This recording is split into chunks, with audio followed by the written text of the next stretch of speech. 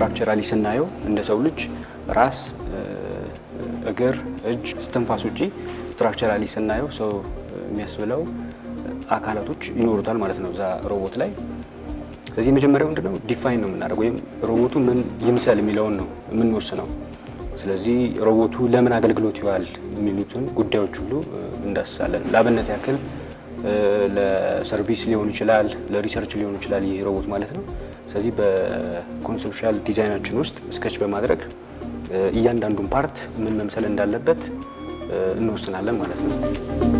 በሰው አካል ውስጥ ገብተው በሽታን ብቻ ለይተው መድኃኒት መስጠት የሚችሉ ሮቦቶች ጀምሮ በጣም ሶፊስቲኬትድ የሆኑ የቀዶ ሕክምና አገልግሎት ላይም ማገዝ የሚችሉ በተለይ ሐኪሞችን ማገዝ የሚችሉ ሮቦቶች በአሁን ላይ በዓለም ስራ ላይ እየዋሉ ነው የሚገኙት ማለት ነው።